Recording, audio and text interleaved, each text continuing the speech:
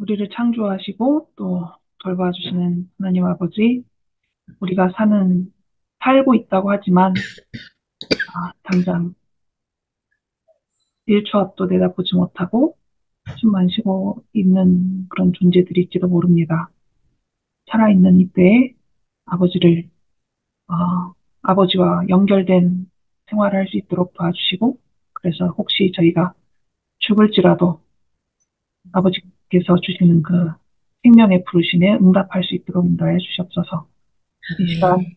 예수님의 어린 시절에 대해서 공부할 때 우리에게 필요한 교훈을 각자가 받아들일 수 있도록 인도해 주시옵소서. 또 우리 가족들 그리고 교인들 중에 아프신 분들, 회복이 필요한 분들에게 치유의 손길을 보내주시고 우리가 좀 더 건강한 모습으로 서로 교제하고 아버지를 배우고 아버지의 일을 할 수 있도록 인도해 주시옵소서. 예수님의 아멘. 이름으로 기도합니다. 아멘. 제목은 이제 보이다시피 기록이 별로 없는 30년. 네. 지난주에는 이제 예수님 태어나셨을 때쯤 해가지고, 지난주의 마지막 내용은 나사렛으로 가서 이제 정착하는 모습이었습니다. 오늘은, 어, 그 이후에 이제 공생에 들어가기 전까지의 30년인데요. 예수님의 유년 시절과 청년 시절이라고 이제 볼 수 있고요. 사실 예수님은 공생애를 시작하셨을 때도 청년이셨죠. 음, 아주 어렸을 때는 30살이면 엄청 어린 줄 알았는데, 이제 시간이 지나고 보니까 30살이 그렇게 어른이 아닐 수도 있다라는 생각이 들 정도로. 음, 다른 말로 하면 공생의 이전 시절입니다. 여러분의 인생을 기록한다면 어느 시기를 가장 자세히 다루게 될까요? 예수님의 경우는 공생의 3년 반을 자세히 다루셨습니다. 그 중에서도 순환주간을 포함한 한 열흘 정도의 기록이 제일 자세한 편인 것 같아요. 그런데 자세한 기록이 있는 그 시기는 사실은 자세하지 않은 기간의 영향을 다 받습니다. 기록이 있거나 없거나 사람이 살았던 경력 시간이 있고 그 시간들은 드러나는 시간에 다 영향을 미치고 있죠. 예수님의 공생의 이전, 그러니까 기록이 별로 없는 30년도 그분의 드러난 공생에 영향을 미치는 시간들이었을 것입니다. 오늘 그 부분을 살짝 살펴보도록 할게요. 예. 이 표는 조금 익숙해지셨을 것 같은데 오늘은 이때 일어난 에피소드 한 가지인데 사실은 이때에 해당하는 이야기만 있는 게 아니라 거의 30년에 해당하는 그런 내용 되겠죠. 자, 잠잠했던 30여 년의 시간 속에 등장하는 12살 때의 사건. 그게 어디에 나왔습니까? 성경에? 누가복음 오늘 말. 네, 맞아요. 네. 누가복음 2장에 나왔죠. 아, 이런 노래가 있습니다. 아시는 분 몇 분 계시겠죠? 예수님도 어렸을 때 숲속 뛰어놀기 좋아했죠. 뭐 강아지도 사랑하고 고양이도 사랑하고 예쁜 데도 사랑했다. 뭐 우리 예수님의 어린 시절에 관해서 알려주는 노래입니다. 자, 이것이 정말일까요? 네. 그래요. 네. 이런 노래도 있죠. 네. 목수 예수님. 척척척 착착착 이렇게 하다가 제주 많은 목수 예수님 일도 잘하신다. 예수님은 정말 일을 잘하셨을까요? 목수 일을? 네. 어떻게 아세요? 봤어요? 집안일을 도우셨어요. 집안일을 도우셨습니까? 예. 자, 우리 어렸을 때 배웠던 노래인데, 이런 노래는 어떻게 만들었는지 모르겠지만, 참 많은 것을 알려주는 노래인 것 같아요. 과연 그러한지 한번 살펴보도록 하겠습니다. 자, 이 지도는 많이 익숙해지셨을 것이라 생각합니다. 아, 주로 갈릴리에서 살았을 때 일어난 일들을 살펴볼 건데요. 예수님의 유아 시절, 청소년 시절, 애굽에서 돌아온 요셉의 가족은 나사렛에서 정착하고 생활을 했습니다. 나사렛은 갈릴리 지역이라고 말을 하지만 사실은 갈릴리 호수에서 되게 멀어요. 그죠? 그리고 갈릴리 호수 주변도 사실 산이 많았거든요. 근데 이 나사렛도 산지였습니다. 그러니까 예수님은 산촌 사람인 거죠. 자, 오늘 여러분이 읽어오신 누가복음 2장 40절부터 52절의 말씀인데요. 처음 말씀이 아기가 자라며 강하여지고 지혜가 충만하여 하나님의 은혜가 그 위에 있더라. 마지막 말씀은 예수는 지혜와 키가 자라가며 하나님과 사람에게 더욱 사랑스러워 가시더라. 그래서 첫 절과 마지막 절이 이 예수님의 30살 이전의 이제 삶을 정리해주는 문장인데 그 중간에 12살 때 있었던 에피소드가 하나 들어간 그런 구성입니다. 자, 예수님의 유년 시절 어떠했다라고 말해주는지 오늘은 그 시대 소망에 있는 말씀을 많이 인용을 할 거예요. 어렸지만 민활하고 통찰력이 있었고 나이에 비해 생각이 깊고 지혜도 있었고 품성이 균형 잡힌 아름다움. 대단하지 않나요? 어린이에 대해서 설명하고 있는 건데.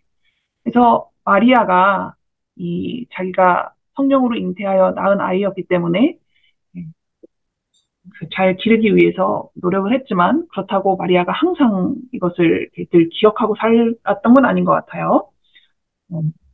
자, 예수님의 교사들, 예수님을 가르친 교사들은 누구누구가 있었습니까? 랍비? 그 회당에서 강의라고 해야 되나? 사내들이 무슨 율법. 말씀을 서로 이렇게 얘기했다고. 네, 그렇긴 한데 그분들이 예수님의 교사였을까요? 그렇죠. 그건 아니죠. 신앙계. 자, 첫 번째 교사는 마리아였습니다. 예수님은 요즘 말로 하자면 초등학교나 중학교, 고등학교 이런 데를 다니지 않으셨죠. 일반적으로 그 당시에 다니던 회당의 학교에서 공부하지 않고 마리아가 첫 번째로 가르친 인간 교사였다라고 나오고 홈스쿨이었는데 자라가면서 마리아도 좀 버겁지 않았을까라는 생각이 들어요. 예수님이 워낙에 그 영적으로도 잘 성장하셨기 때문에 그럼에도 불구하고 학교를 가지 않은 이유는 하나님이 어린 예수님의 교사가 되어주셨기 때문이라고 말합니다. 그러니까 어린 시절의 예수님의 교사들은 마리아와 하나님이라고 볼 수가 있는 거죠. 그리고 나사렛에 도서관이 있었다라는 것을 알고 있었나요? 처음 들어보나요? 나사렛 도서관? 들과 산과 천연경. 그렇죠. 옆에 그림으로 구약성경? 구약성경 도서관. 구약성경은 아마도 학교에 안 갔으니까 집에 있는 두루마리 뭐죠? 두루마리 성경을 보셨을 것 같고 이런 표현이 있더라고요. 하나님이 창조하신 작품으로 채워진 큰 도서관. 천연계. 그렇죠. 천연계 도서관입니다. 우리는 자연으로 나갈 때 도서관이라는 생각을 안 하는 편인데, 그죠? 뭔가 그거 안에서 즐기고, 뭔가 배우고, 이런 것들이 있어도 도서관이라는 생각을 안 했는데, 시대의 소망에는 이런 표현이 있더라고요. 예수님은 이 도서관에 가서 공부하는 거를 무척 좋아하셨습니다. 사실은 예수님이 그 모든 것을 만드신 분이시잖아요. 만드신 분인데, 이제 인간으로 나셔서 점점 자라가면서, 그 천연계를 관찰하고, 그 안에서 여러 가지 지식과 지혜를 얻으셨던 거죠. 예수님이 그 공생애를 하시면서 설교를 하시고 비유를 하실 때 이제 쓰셨던 그런 내용들이 사실은 어려서부터 이 천연계를 관찰하고 사람들의 삶을 목격하고 그랬던 것들을 가지고 설교하시고 비유를 만들어서 가르치셨던 거죠. 그리고 이렇게 천연계를 연구하시면서 어떤 일을 함에 있어서 필요한 방법과 수단을 또 발견해냈다라고도 얘기하고 있습니다. 그러니까 우리도 천연계에 대해서 좀 더 자세히 들여다보고 그것을 연구한다면 우리의 삶이 그리고 우리의 영성도 상당히 풍요로워지지 않을까라는 생각을 할 수가 있겠죠. 그래서 우리도 도서관으로 좀 자주 가야 되지 않을까라는 생각을 해보았습니다. 지금 추워서 잘 못 다니시겠지만 여하튼 어떤 아이든지 그리고 아이가 아닌 우리도 하나님의 말씀과 천연계를 통해서 배울 수 있다라고 합니다. 특별히 천연계를 바라보면서 아름다움을 발견할 수도 있고 영어로는 라고 하나요? 여하튼 그 경외감에 쌓이는 그런 경우가 이제 생기죠. 어쩜 이렇게 섬세하게, 어쩜 이렇게 거대하게, 어쩜 이렇게 신기하게, 아름답게, 뭐 이런 것들을 볼 때, 아, 그것을 만드신 하나님에 대해서 또한 새롭게 생각할 수 있는 거죠. 때로는 어쩜 이렇게 재미있게, 어쩜 이렇게 엉뚱하게, 뭐 이런 거, 웃기게, 뭐 이런 생각을 할 수가 있는 거죠. 그만큼 우리 하나님이 거대하시고, 섬세하시고, 재미있고, 음, 때로는 뭐 이 표현이 적합하진 않아도 엉뚱하신 부분도 있는 그런 분이라는 것들을 알 수 있게 하시는 거죠. 그냥 우리하고 너무나 다른 어떤 두렵기만 하고 크기만 하신 그런 분이 아니라 되게 재미있기도 하고 그런 분이라는 것을. 그래서 천연계를 보면서 우리가 하나님이 어떠하신 분인지를 점점 더 많이 알아가고 또 말씀을 통해서도 그런 하나님을 발견해 나갈 수 있는 거죠. 그래서 올해는 우리가 한 살씩 더 나이가 먹었음에도 불구하고 좀 더 자주 하나님의 도서관으로 나가서 하나님과 하나님이 만드신 것들을 즐기고 관찰하고 공부할 수 있었으면 좋겠습니다. 자, 여러분은 어린 시절에 유혹을 받은 적이 있나요? 시험, 그 학교 시험 이런 거 말고 시험을 당한 적이 있나요? 어린 시절에. 콩은 많다는데. 그런 유혹이 있고 시험이 있었으니까 사실 우리도 거짓말을 해보고, 그죠? 부모님의 것인지 남의 것이든지 슬쩍 해본 적도 있고, 우리 어렸을 때는 서리도 좀 해보고, 그랬잖아요. 예수님은 어땠을까요?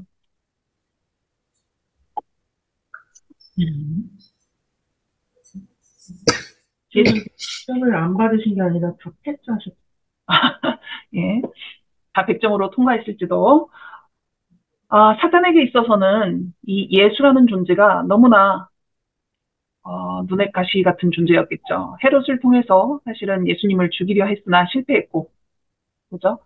그 아기 예수를 처치하지 못하고 결국 나사렛이라는 깡촌 아주 그 누구였습니까? 나다나엘이 말한 것처럼 거기서 어떻게 선한 것이 날 수 있겠느냐라고 그렇게 말할 만큼 악하고 인정받지 못하는 그런 동네에서도 예수님이 너무나 바르고 아름답게 성장하고 있는 거잖아요. 근데 이 예수가 정말로 십자가에 달려 돌아가시기까지 한 번도 죄를 짓지 않는다면 사단은 실패하게 되는 거죠. 그러니까 사단은 언제라도 예수님을 쓰러뜨리기 위해서 시험하고 유혹거리를 주변에 두는 것입니다. 그 시험이 예수님이 침례받으신 이후에 광야에서 40일 금식하시고 난 이후에만 시험이 있었던 게 아니라 예수님의 어린 시절에서부터 전 생애 동안 사탄은 계속 예수님을 넘어뜨리기 위해서 노력을 했던 거죠. 그래서 내내 예수님은 어려서부터 십자가에 달려 돌아가시기까지 흑암의 권세에 대항해서 싸우는 삶을 사셔야 했던 거죠. 그렇지만 그분은 악을 식별하는 일에 지혜로웠고 악을 대항하는 일에 강하였다라고 설명하고 있습니다. 예수님이 하나님이라서 이것이 가능했던 것이 아니라는 거죠.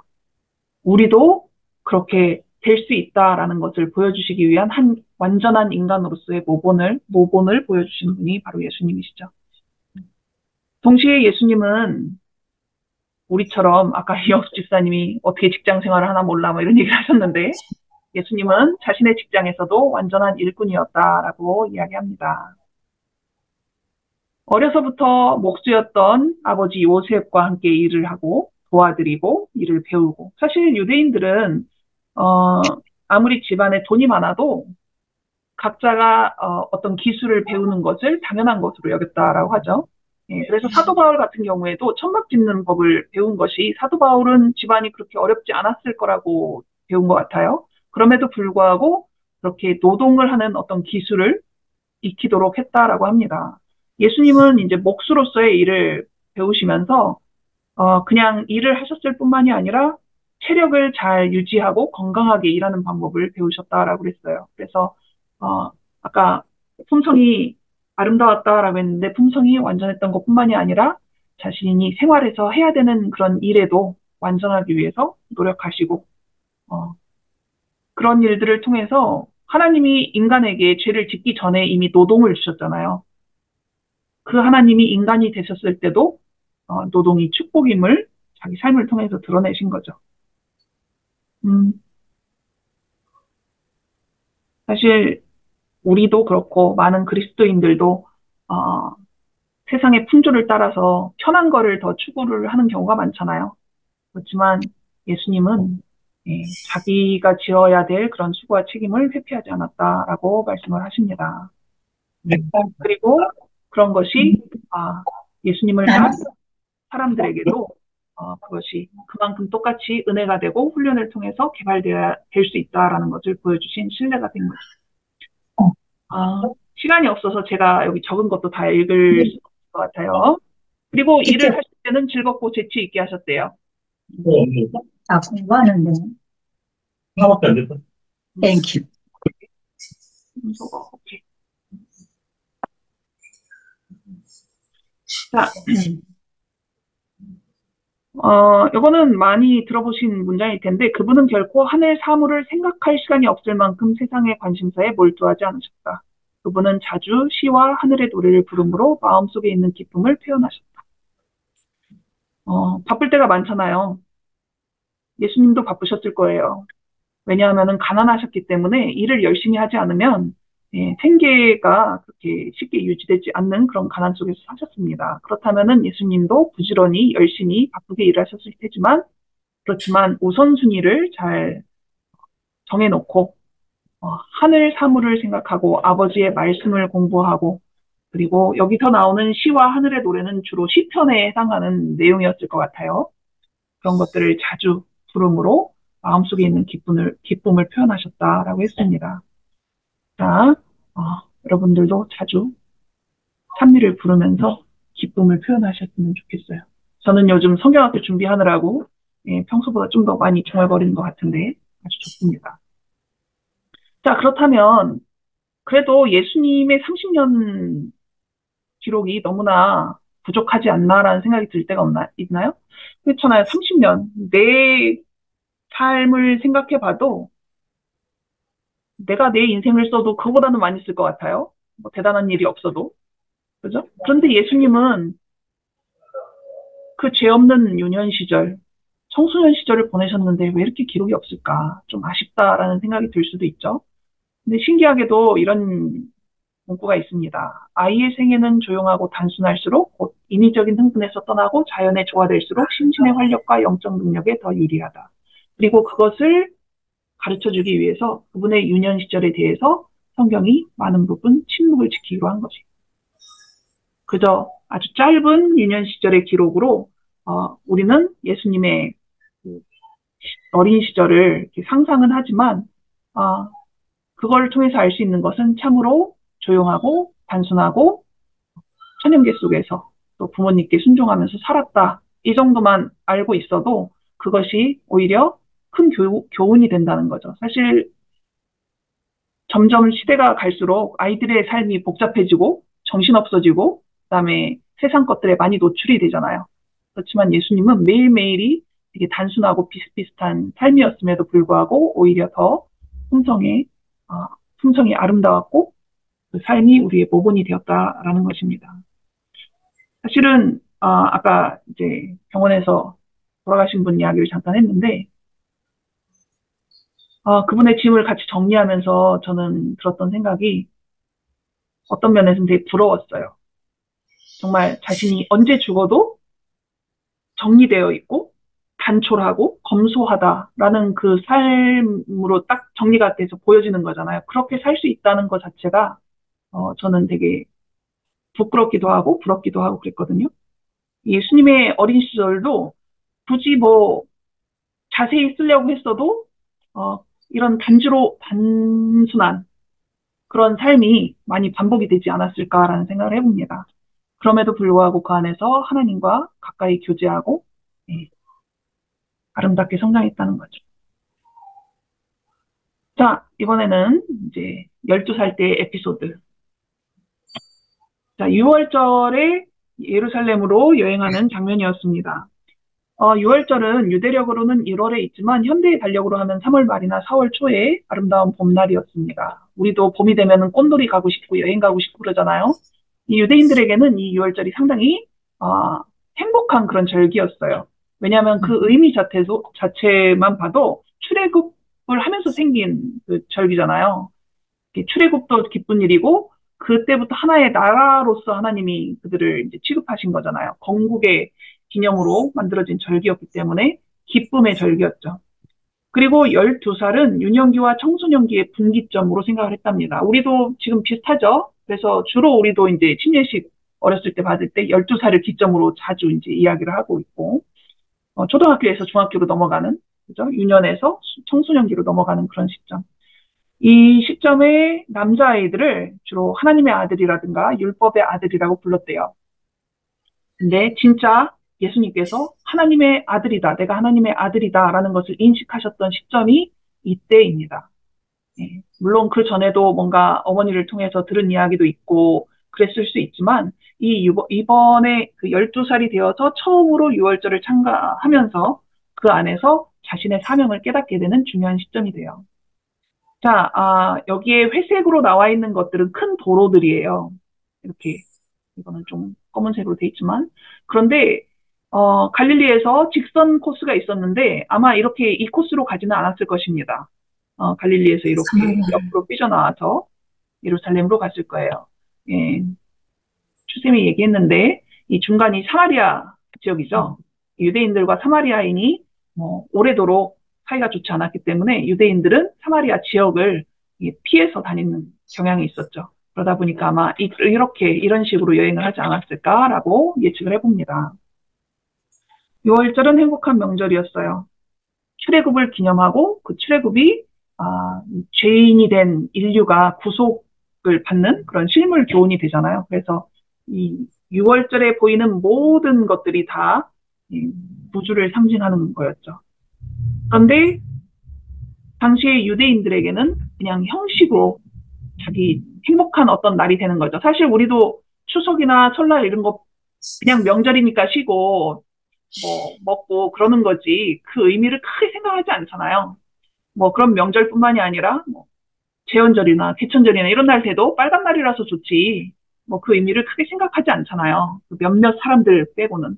이 유대인들이 6월절을 지킬 때도 마찬가지인 거예요.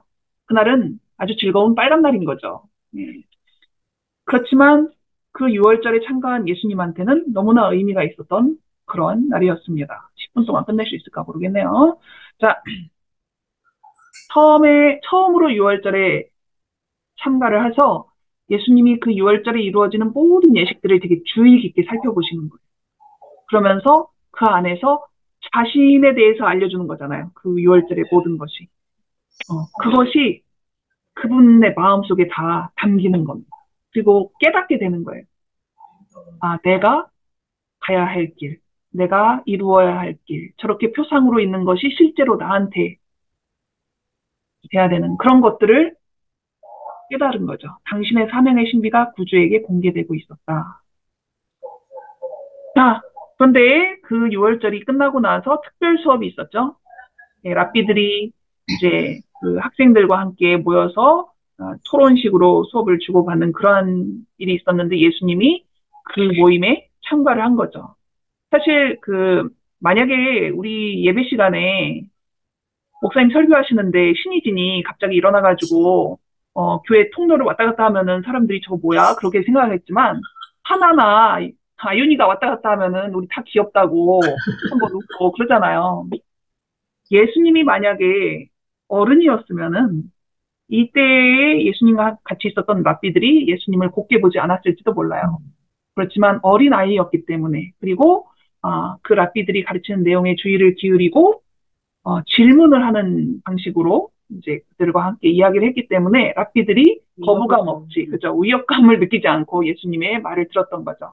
하지만 여기 나온 말씀처럼 예수님, 그 12살 예수님이 예언에 대한 이해를 하고 있었던 것이 그 질문이나 말 속에 드러나는데 당시의 랍비들보다 오히려 더 나았다라는 것입니다. 그런데 랍비들은 뭐라고 생각했어요? 얘는 우리 학교 다니는 애 아닌데 이렇게 똑똑한 애는 우리 학교에 꼭 집어넣어야 돼. 이렇게 생각하고 있었던 거죠. 안 들어간 게 얼마나 다행인지 몰라요. 그죠? 그 수업의 교사는 랍비들이 아니라 오히려 예수님이었습니다. 그런데 부모님은 패닉 상태가 됐죠. 예, 6월절이 끝나고 사람들과 아주 신나게 섞여서 돌아가다가 하루가 다 지나고 저녁이 되어서야 우리 애가 없네. 깨달은 것입니다. 친구들, 친지들과 여행하는 기쁨에 몰두되어 밤이 되어서야 아이가 없는 것을 깨달은 거예요. 이때 떠오른 생각이 뭐예요? 아기였을 때 헤롯이 죽이려고 했던 사건. 트라우마. 그래서 정신없이 다시 왔던 길을 되돌아가면서 아이를 찾기 시작합니다. 그리고 사흘이 지나서 드디어 성전의 랍비 학교에서 예수님을 발견하더니 이제 안도와 함께 원망이 같이 섞여 나왔죠. 네가 어떻게 우리한테 이렇게 하니 뭐 이런 거 아니라. 근데 예수님이 뭐라고 하셨어요? 어찌하여 나를 찾으셨나이까? 내가 내 아버지 집에 있어야 될 줄을 알지 못하셨나이까? 그런데 부모님은 그래도 이해를 못하고 있었죠. 그랬더니 예수님이 저기 있는 아버지요. 이렇게 우리를 가르치셨습니다. 그분의 얼굴에는 빛이 있었으며 그들은 그 광채를 보고 놀랐다. 신성이 인성을 통하여 번쩍. 12살 예수님에게 신성이 잠시 드러났던 것입니다. 그런데 충분히 이해는 하지 못했어요. 그 이후에는 어떤 일이 있었을까요?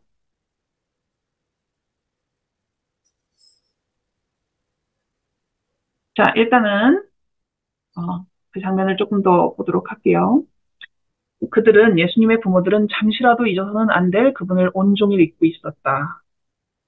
그런데 그 일이 일어나도록 허락하신 것은 그 부모들이 맡은 책임의 신성성을 다시 한번 인식시키기 위해서 그런 일을 허락하셨다라고 합니다.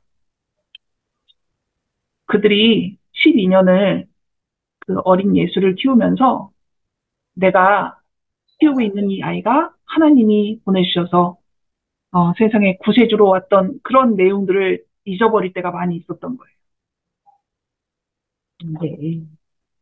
그냥 자기 아이가 돼버린 거죠. 그럴 때가 생겨버린 거죠. 자, 우리 예전에 그 칸타타 비슷하게 우리 교회 안에서 음악회 한 적 있어요. 그때 그 시대의 소망 내용 가지고 쭉 노래 부른 거 있었는데 이 노래 기억날지 모르겠어요. 잠시라도 잊어서는 안 될 예수 그는 하나님의 아들. 기억나시는 분 손? 예. 젊은 사람 2명이 손드는 겁니까? 예. 잠시라도 잊어서는 안 될 예수. 마리아는 예수님의 말씀을 전부 이해하지는 못했죠. 그렇지만 그분이 요셉과의 친족 관계를 부인하고 하나님의 아들이라고 선언하신 것을 알았다. 아마 마리아는 이해하지는 못했어도 아마 마음속에 담아놨을 거예요. 나중에 그 예수님이 공생애 하실 때 마리아하고 형제들이 찾아온 적이 있잖아요. 그러니까 당신의 어머니와 형제들이 찾아왔다 그랬더니 누가 내 어머니고 내 형제들이냐 하나님의 말씀을 듣고 행하는 사람들이다 라고 했을 때 마리아는 아마 이때 일을 다시 기억했을지도 모르겠습니다. 자, 그리고 그날 이후 이렇게 엄청난 사건이 있었던 이후 다시 성경은 침묵하죠. 18년이나. 그분은 자신이 하나님의 아들임을 인식한 후 18년간 당신과 나사렛 가정과의 유대 관계를 인정하셨으며 아들과 형제와 친구와 국민으로서의 의무를 행하셨다. 그렇게 30살이 되기까지 예수님은 나사렛에서 그 부모와 함께 형제와 함께 사실 제가 오늘 형제 이야기는 여기 적지 않았지만 예수님의 형제들은 예수님을 별로 좋아하지 않았어요. 네. 그리고 그것이 그대로 좀 더 확장되어 유대인들이 예수님을 배척한 사건처럼 이제 마찬가지 일이 일어난 거죠. 예수님의 형제들도 예수님이 너무나 순결하고 착하고 의로웠기 때문에 예수님을 좋아하지 않았다라고 합니다.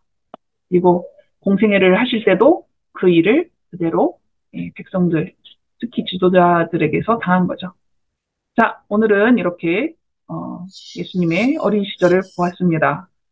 제가 PPT를 올려드리니까 한번 다 보시면 되고 그걸로 부족하시면 시대의 소망을 읽어보시면 더 좋습니다.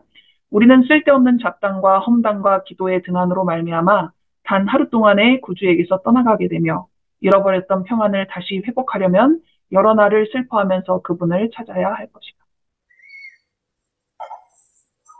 마리아와 요셉만 예수님을 잃어버려서 이런 날을 슬프고 놀라고 걱정했던 것이 아니라 우리도 그럴 수 있다라는 거죠. 근데 우리는 며칠이 지나도 잃어버린 거를 모를 때가 있는 게 우리는 더 큰 문제겠죠, 그러면?